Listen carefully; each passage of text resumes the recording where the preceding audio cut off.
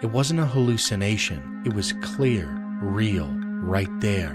But I ignored it, told myself it was just the horror movie I'd watched earlier. Then came the 6th day. I have a little routine. I usually sleep in the large bedroom I share with my aunt, mom, and grandma. Then at 6:30 a.m., I move into my grandpa's room. He was always awake by then, out on the terrace getting fresh air, and his room is much cooler, easier to sleep in. But this time, I woke up at 3 a.m. I was half asleep, eyes closed, pillow and bedsheet in my arms. I didn't think twice. I knew the house well enough to walk with my eyes shut. I opened the door to my grandpa's room, and when I opened my eyes, my heart stopped. Grandpa was sitting upright on the bed, just staring at me, cold, empty eyes. I froze.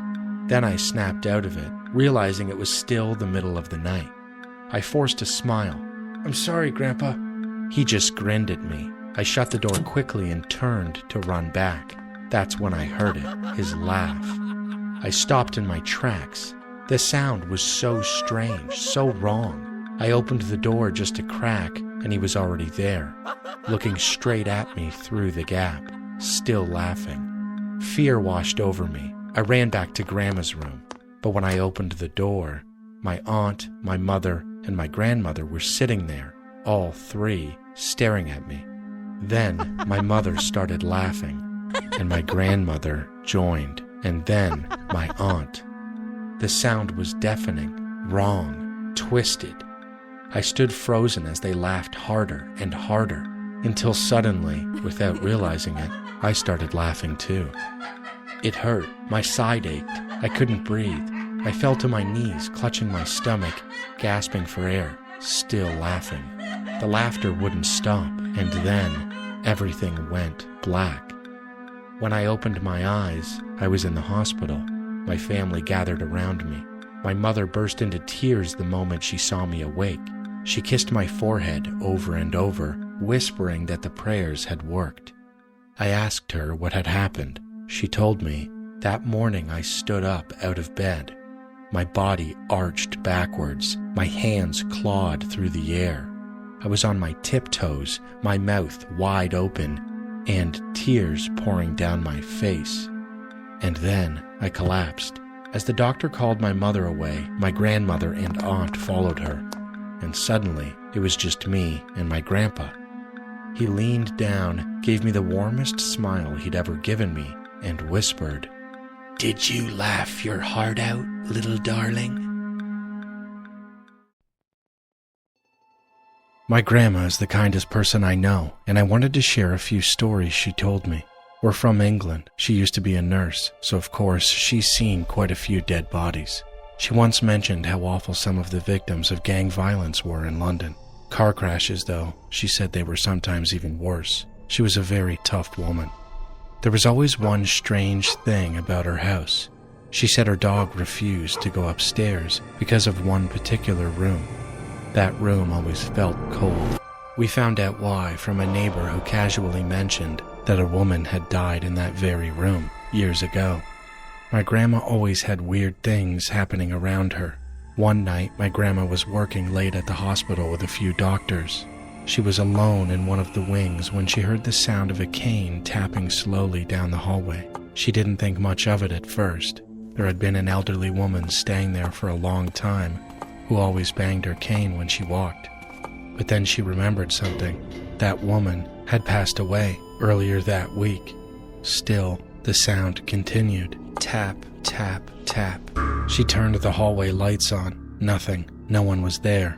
At first, she told herself it must have been the pipes, or maybe the old building settling.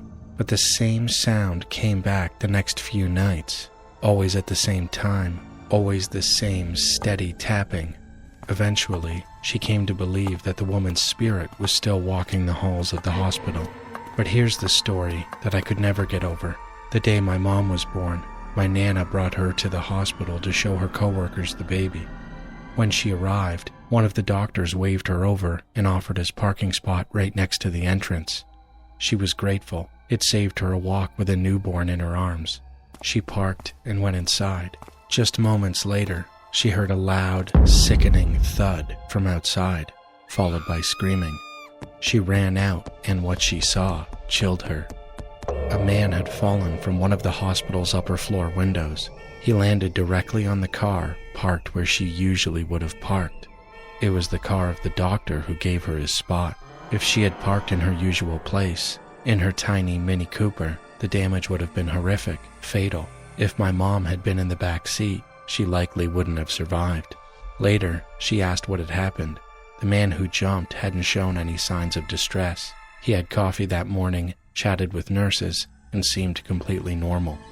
Then, without warning, he ran toward a window, shattered the glass. My Nana still talks about how lucky she was that day.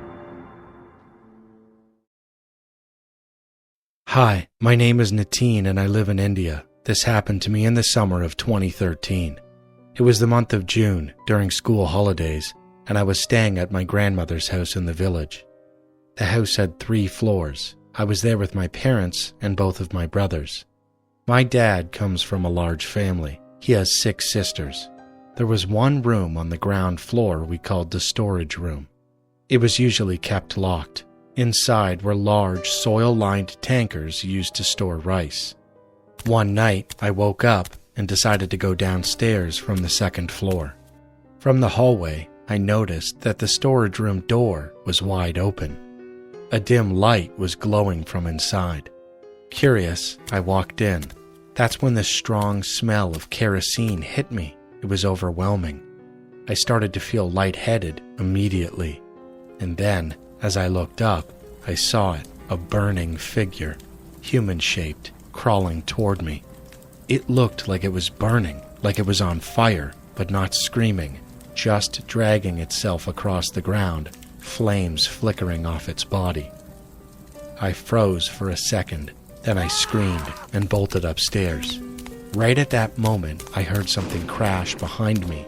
It made a loud noise, and suddenly, everything went black. Then, the electricity came back on. I turned back to look again. The storage room was just as it had always been. No fire, no smoke, nothing out of place. I told no one. I tried to forget what happened, and I did for a long time. Until March of 2023, when my mother told me something strange. She said that back in March of 2013, 10 years ago, one of my dad's younger sisters had died in that very room. It was late at night and the electricity had gone out. She was sweeping the floor by the light of a small oil lamp, and something knocked the lamp over.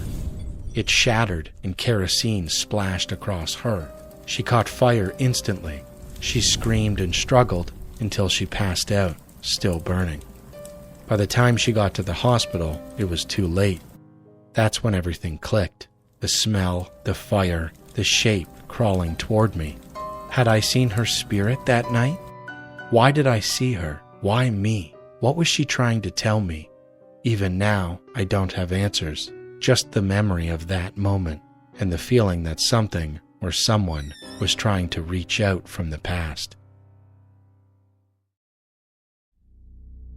Hi, my name is Trey. I'm a 17-year-old black male from St. Louis. But this story happened 3 years ago when I was 14 with my older brother. Let's call him Jason.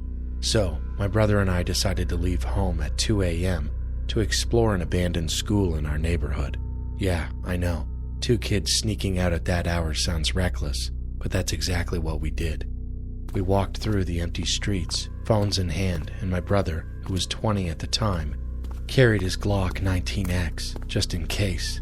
Once we got to the school, we explored the crumbling hallways for a while before sitting down to eat some snacks and talk about life and women. But then, in the middle of our conversation, the air shifted. A tall, middle-aged man suddenly appeared around the corner with a grin that froze me in place. A quick note, the school sat right beside a dense forest, home to coyotes and deer, and the corner he came from, it led directly out of those woods. He was about 6'4", mid-30s, shaven head, dressed in a black jumpsuit. His steps were uneven, dragging his left foot across the ground